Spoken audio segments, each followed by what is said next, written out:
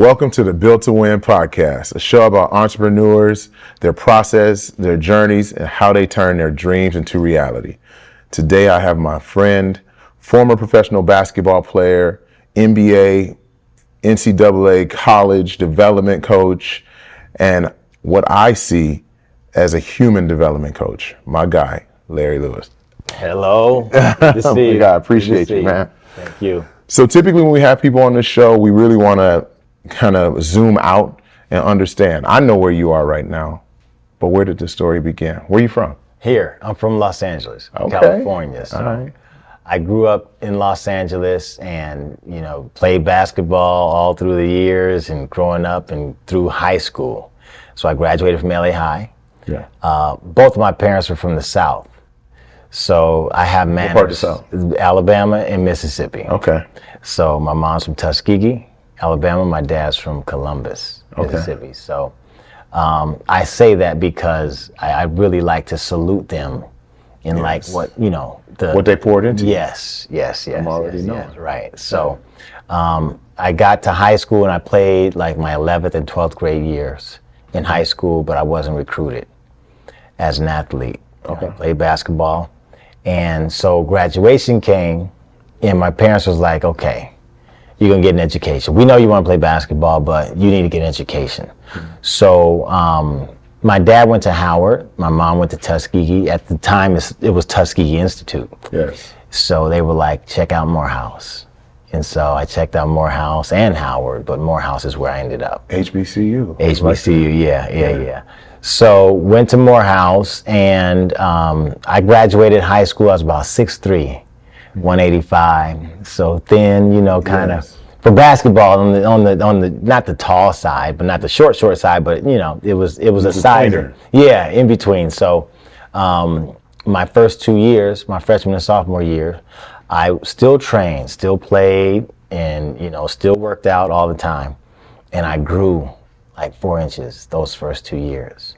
There you go. And so the interesting thing was like when that happens, like when you graduate high school as an athlete and you're not recruited, you kind of understand, you have to come to your senses like, look, organized basketball is probably not over. Yeah. You know what I mean? Yep. You just accept that, but you love it, so you keep playing. So I happened to be on the court playing pickup with a couple of guys that were on the team at the end of my sophomore year. Mm-hmm. And one of them was like, why don't you try out? Like, you might be able to help us, right? Like, it wasn't about just trying out to try out. It was like, help the team, right? And so I grew up on the track. Both of my parents worked out. Our dad would wake up every morning, and except Saturday, but he'd wake up and jog like 5 to 7 miles a morning. That's amazing. And I bring that up because walking onto the team, the first thing the coach did was took us out of the track. We weren't even in the gym. Mm-hmm. So we were on the track, and he had us just running. And I was able to get through that with no complaints or anything, and that impressed him, I believe. He admitted that at some point. Yes. So I made the team, earned a scholarship, and I ended up playing like 19 years overseas.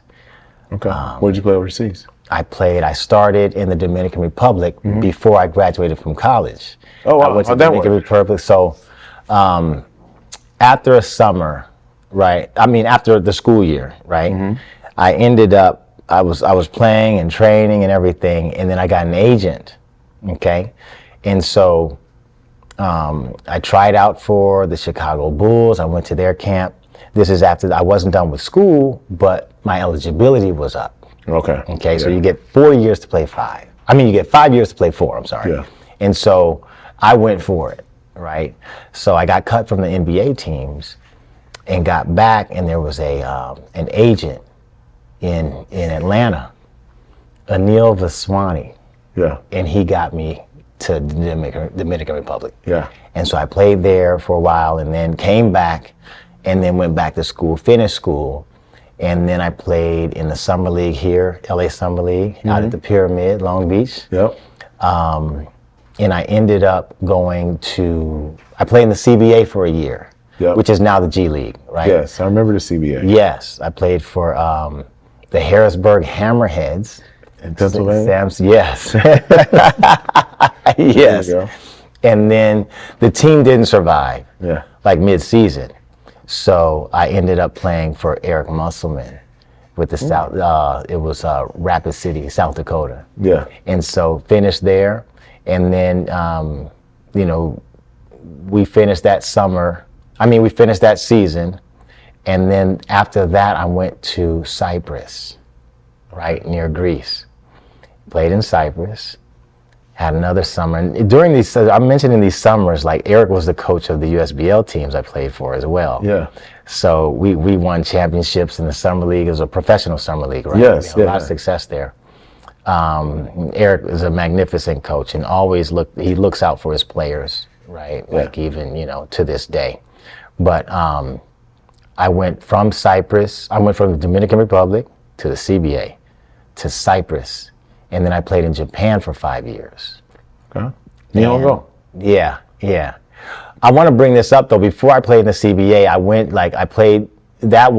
so in '92 is when all these tryouts were going on, and I wasn't ready, but I met some trainers, Keith and Wayne Alpert. Wayne is the trainer that I met. I tried out for the Albany Patroons, which is a CBA team in New York. Mm-hmm.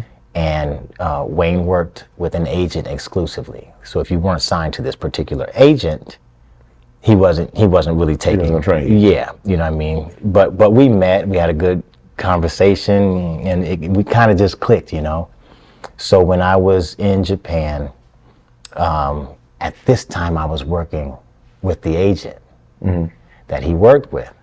But he wasn't exclusive to that agent anymore.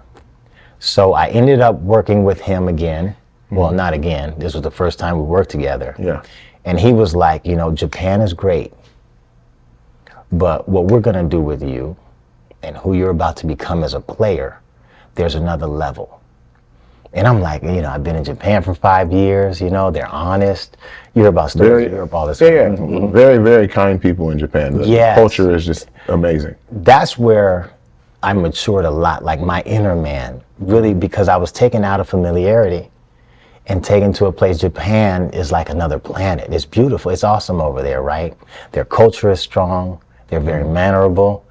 And one thing that stood out the most about Japan is order. There's order in society there. 100%. And they're very clean. I was alone though. And it could be emotional being alone in another country, kind of young, but you're working through the days, and you're still playing. But like when it came to the holidays and stuff like that, So, but I grew. The inner man grew with that experience. And when the student is ready, the teacher will appear. I love that. So I reconnected with Wayne Alpert, and he said, Japan's great, but there's more for you. But you have to be willing to take that leap. So we started working together. I had like my Achilles tendon. I think my left one was a little sore, right? I had some issues there, but I got with Wayne. He has a brother, Keith. They work together, Wayne and Keith Alpert. And I got more flexible. They had me on a magnificent weight training program. I was dieting, and they just had this, they're out of Waltham, Massachusetts, just outside of Boston. So I ended up going to Spain, and I started, and this is after, like Wayne, I know it was tough for him because he was trying to let me know about this vision, about what he saw, about this potential, right? Exactly. But I already have a job, I have a contract in Japan, right? So for me to tear away from that, and I was gonna take less money to start in Spain. Yes. So he finally got through to me, and I went and I started in the second division in Spain. Pedro Martinez is still coaching over there. He was my coach there, right? So we're in the second division in Tenerife, which is an island in the Canary Islands in Spain. There's another island, Las Palmas, which has a Division I team. The year Pedro and I, we were in the second division, we had a great year, Tenerife. Las Palmas, the Division I team, didn't have such a good year. So after the season, They hired Pedro. Pedro brought me to the Division I team. So he saw the work that you put in. Yes. And Wayne and Keith Albert had a lot to do with that. Yeah. I mean, there are a lot of, I have a very good friend, Sheldon Thompson, grew up here, right? And when no one was training players wasn't even popular then. Yeah. Sheldon was the one. He was that friend that, like, he didn't play, but he understood principles. Yes. And he was like, he would work me out with what he knew, which was great. Yeah. So I ended up in Spain. At this time, Eric Musselman got the head coaching job at the Sacramento Kings, I believe it was. Mm-hmm. And he called. This was when, like, the following season after Tenerife. Yes. I'm with Pedro in Las Palmas, Division I Spain. It's like the top division. Yeah, that's the top of the league in Euro. Yep. It doesn't get any, like that was it. And Eric gave me a chance. He called, and I couldn't go because I was in my contract. Pedro made this sacrifice. We were winning, and I honored it. But this is the NBA. Yeah. So I'll always respect Eric Musselman for that. You know what I mean? Mm-hmm. But that's a decision. So you stayed in Spain. I stayed in Spain. So for me, that says more about you than anything else, because you could have broken that contract. Yeah. And the NBA team would have figured it out and paid. But internally, you had made a decision that I signed this contract with them. I'm going to honor this contract. Yes. And by the way, the invite, it wasn't for an actual contract yet. It was to come to vet camp. Mm-hmm. And so if you know Eric wouldn't take me out of Europe to put me in a position to fail. Mm-hmm. He knew there was probably a need, yep, for a glue guy, a hustle player. At this time, I'm 6'7". I've been in the weight room. I've been training. I've been with Wayne for 2 years now, right? Yeah. And so, my body changed. Everything was different. And my confidence was through the roof. Yeah. So when the confidence is there and you're putting the work in. Yes. And it hasn't been, it's belief. Mm-hmm. And it hasn't been easy. Yeah. You have this fire about you, Yeah. You know that there are no limits. Yes. That's exactly what happens. Yeah. I love it. Yeah. So Eric was going to have me at vet camp, and I have no choice but to believe that I would have made the team. Yep. And my career would have changed. But I had a beautiful career in Spain. So how long were you in Spain? I was in Spain for 10 years. It wasn't terrible. Not at all. But like another good experience I had after the CBA season, they took the Pan American team for the Pan American Games from the CBA. Oh. And I was on that team. It was in Argentina, Mar del Plata.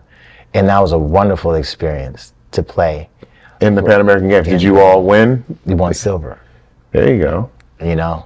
It was beautiful. Yeah. It was beautiful. So you've gone through step by step. You've learned the lessons. You clearly understand perseverance. Your parents have built in you a strong sense of self and honor, which showed when you made the decision to stay in Spain. What was next after your 10 years in Spain? So then I went to Argentina and played in Argentina, and that was the last contract as a professional player. I ended up retiring. I was 1 month away from turning 40. Okay. So, and the stretching had a lot to do with that. Wayne's program, right, had a lot to do with that. Just keeping you limber and strong, right? That's a very important combination. Like when you're strong and you're limber, right? That's really good. So I came home, and guess who was the head coach of the Lakers G League team? Eric Musselman. So I called Eric. I said, I'm home. If there's anything you need, I'd be willing to help. He said, well, there's nothing now, but if anything opens up, I'll let you know. So Eric's very good at creating ways to, just finding ways to make it work. Yeah. He called me about 20 minutes later. He said, "How far are you away from the Lakers, workout facility?" I said, "About 20. He said, "I need to be here in 20 minutes. I got in the car. And I got there, and he was like, "Okay, after this practice," they had a practice. So I watched the practice. He said, "After the practice, I want you to just take the team through a workout." Now, this is my first time Meeting anybody. me being on the court, asked to do something for players on the coaching side. Yes. Right? So I just thought about it, and I just thought about some of the things we used to do. So we just did some shooting drills, and Eric ended up creating a position, an assistant coach position for me on the G League team. And after that season, he went to Arizona State. Mm-hmm. And I stayed. Reggie Theus was the coach the second year, and I was Reggie's assistant. And then Eric got me on the staff at Arizona State. I interviewed with Herb Sendek, who was the head coach at the time, and I went in to turn in my fob, the fob to open the doors and get in and out of the facility. So the GM for the G League team, Glenn Carrera, very, very supportive. I guess he saw work ethic, because there was a time when I wasn't traveling with the team, but when any players that were around, I'd be working them out all times of the day or whatever. I didn't care, whatever. So he said, "Why are you turning your fob?" I was like, "I'm gonna go to Arizona State," and I thought it was over with the Lakers. He said, "Wait a minute, I'll be right back." Left the office, came back. "Can you be here tomorrow at 10 a.m.? Mike D'Antoni was a coach then. Yes. So an interview was arranged with Mike D'Antoni, had that interview, and was hired as head of player development that year, an assistant coach. So was there with Mike D'Antoni, and then next year, basically Kobe Bryant's last 3 years, which was a phenomenal experience. And to be around Kobe and the Lakers and to hold that position, I was Mike D'Antoni's assistant coach, head of player development, and then Byron Scott, Yes. Kobe's last year, was the assistant coach. And I was able to be an assistant to Byron Scott, who's someone that, he's helped me a lot. He taught me a lot as a head coach too. He ran his staff. It was like family. It was really good. It was good to work under both of them. There was a connection with Byron, though, because during those summers, when I come back, every place Eric would go, he'd bring me to the summer league. He was with Atlanta, he was with Orlando. And so one particular summer, I was on Atlanta's summer league team, and we played down in Boston, right? They had this summer league down in Boston. So we were down there, and we played against the Nets. Yeah. And I was playing well. At this point, I had been a pro for some years now. I had been with Wayne and Keith for a couple years now. And so I kind of understood what was going on, and I kind of took myself more serious as a player, right? And so I performed pretty well and met Byron. And from that, Byron invited me to New Jersey Nets vet camp. Now, this was the summer after the first year with Pedro in Las Palmas. Yes. So right after the first Division I year, that summer, I played Summer League. And Pedro and them asked me to come back. But Wayne got in my head again and said, "Why don't you go out for the league one more time?" Now, at this point, I'm closer to 30 years old. It's just unheard of, right? But I did it. And that's from playing in the Summer League, Byron taking notice, Byron inviting me to camp and honoring that promise, right? All from that Summer League, right? So there's a connection like Eric and then Byron, and then it came down to me going to New Jersey Nets Veterans Camp that year. I got cut, but at one of the sessions there was a European coach there, Sergio Scariola. And he just came to one of the sessions of the New Jersey Nets, right? There was a team called Malaga, and Malaga got rid of their coach. So I got cut, within a week, Sergio got hired as Malaga's head coach. Sergio hired me to play for that team. Interesting. You see, right? So the Malaga guy said, "Hey, we want this guy." Yeah. But he was at the New Jersey Nets vet camp and saw me there. Yeah. I got cut. And so God is all in this, you know. Always. All in it, right? And it's all connecting. And so anyway, you know, coaching with the Lakers, coaching with Byron, already being connected with Byron from that experience, right? And so that was Kobe's last 3 years. I learned a lot from Byron, learned a lot from Kobe. And then... So you worked one-on-one with Kobe while he was still with the Lakers? Oh, yeah. Kobe was very... there's a lot that I think people missed about Kobe. Because when you rely on what the television or the outlets show you, right, there's a whole nother piece that goes on when the cameras aren't on, that are very honorable, right, that are very principle oriented, and the level of focus that he had is unmatched in life a lot of times, right? You know, the internet and you know, outlets, a lot of people talk about salary and a lot of people talk about points. A lot of Kobe's principles dealt with the journey though. You know, points is a result of the journey. That's correct. Salary is a result of the journey. Kobe was connected in a very sincere way to the journey, right? And that's hard to rupture of all he went through, you know? It's hard to rupture because the journey is there whether we want it to be or not. That's correct. We're all on one. We're all on one. No matter what you think. We're on a journey. Yes. So that was interesting to see. And so after the last year, they hired Luke Walton. He cleaned house, you know, brought his own staff, and I ended up in the Sacramento Kings with the Sacramento Kings, and was there for 3 years as assistant coach, head of player development, and they then hired Luke Walton as well, and then he cleaned house again, and then I ended up with the UC Santa Barbara. Okay. And I've been there for 5 years. And what are you doing at UC Santa Barbara? I was assistant coach there. Okay. Yeah. So, and now I'm kind of in between, you know, still training players and. I've seen you've helped a couple players get to the next level. Yeah, there's a language that players speak before they get to the NBA, and the language that they learn in the NBA. So my message, you know, for the most part has been like, what got you there may not keep you there. That's the same message. That's a beautiful thing.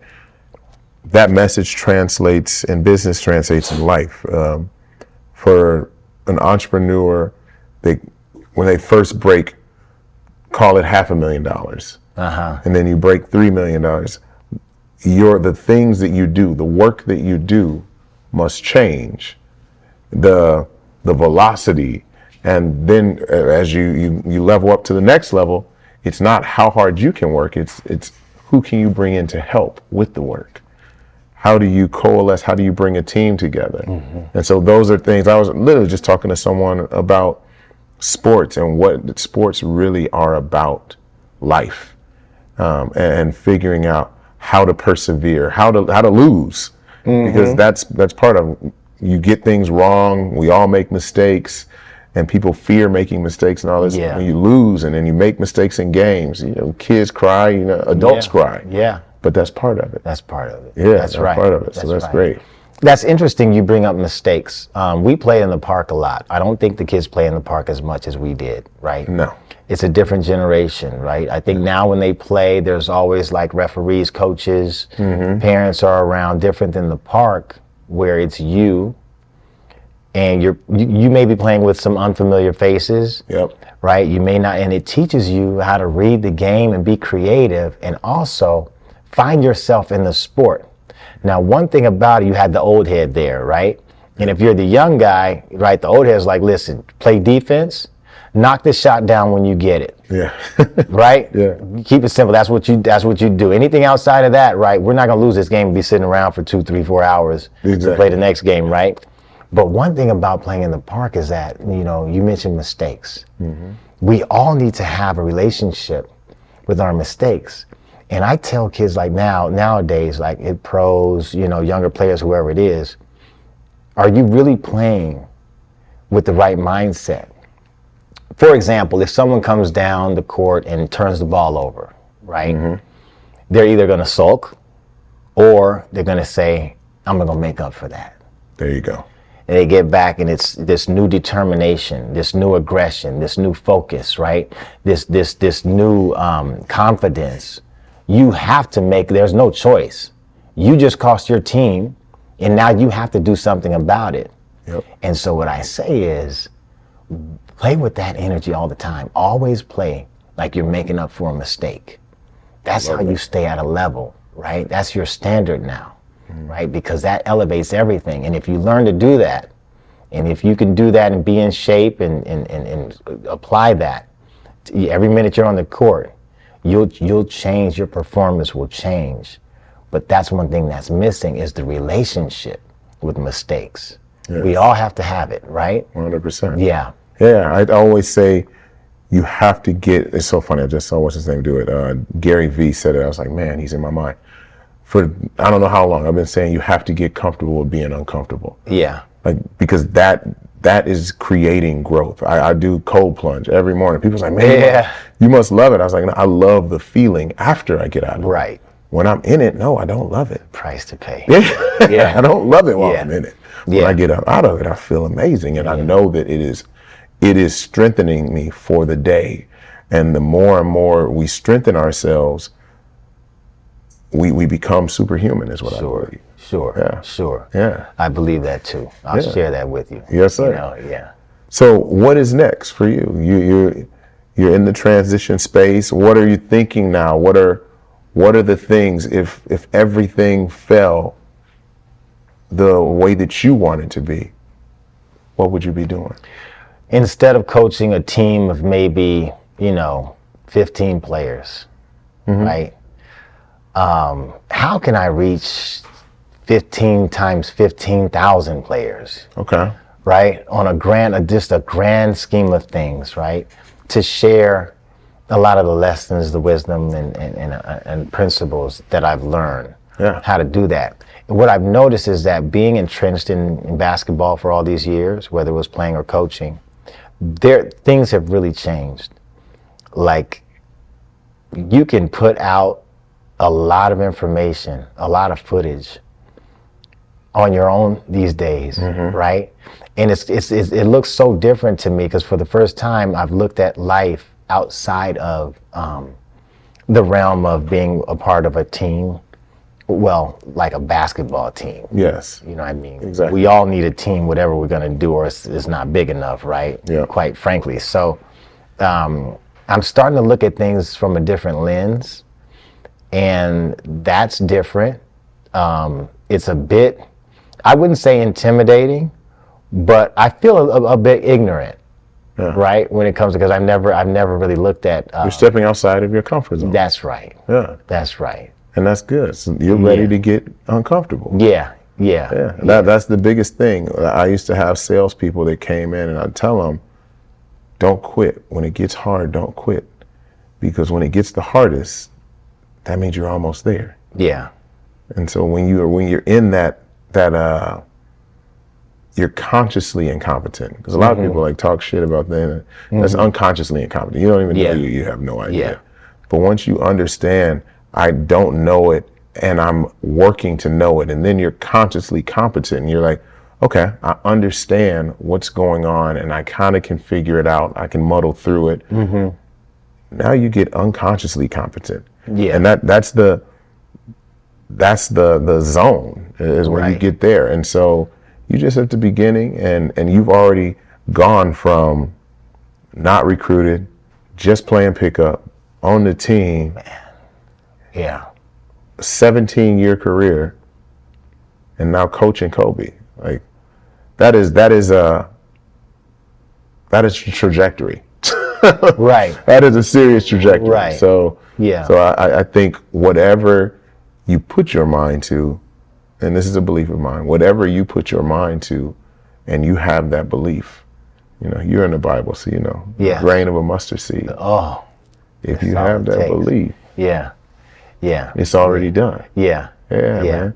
Yeah. So let me ask you, where can people find you? You know, because we're going to start getting content of Larry Lewis. So where can they find you on Instagram? Where can they find you on Facebook? Do you have Yeah. any of these set up? Yes. I'm not too much on Facebook. Instagram is Coach Double L. There we go. Right? Coach Okay. Double L. And, you know, I haven't been a part of Facebook or even LinkedIn or TikTok that much, right? It's Okay. like Instagram will work. Instagram, yeah. Instagram will work. Is you find the platform that works for you at the beginning, and then as your following grows, then you can add to that at other platforms. So Instagram is where you started. So we'll start at Coach Double L. Yeah, yeah, They'll hit you at Coach Double L. yeah. And start figuring out how to get to the next level. Right. Because you're that guy. That's right. That's Yeah, right. man. Well, I appreciate you being on. Yeah. Oh, yeah. It's My always guy. a pleasure. Man. Yes, sir. Thank you so much. I appreciate you for having me on. I want to say thank you. And, you know, this is really enjoyable. You know, it's nice to share and to have an interest. You know, it's, sometimes I look at, you know, you look at yourself and you don't say, wow, it did this, because of the work, you know, it's like That's work. exactly correct. Yeah. I've been there. Yeah. That's what I mean. Like me having you on, I had my buddy Joe DeVance, who he won 15 Philippine Basketball Association championships. I'm sorry, not 15, 12 Really? PBA championships. Yeah. That's great. And we talk about the exact same thing. He played at UTEP and did these things, but he didn't really play. He had an amazing story, and you don't think about all of the things that you've done to get you to the place. Right. Because you're constantly striving, which is a good thing. Right. But sometimes you need to pause and pat yourself on the back Yeah. and say, look where I started. Yes. Yeah. Yes. Yes. Look what you did. Yeah. Exactly. And be grateful, right? Always be grateful. Yeah. Because God has a plan for all of us. Yes. Yeah. Yes. Amen to that. Yes, sir. Amen to that. Well, thank you for tuning in to the Built to Win podcast. Always remember, we are all built to win.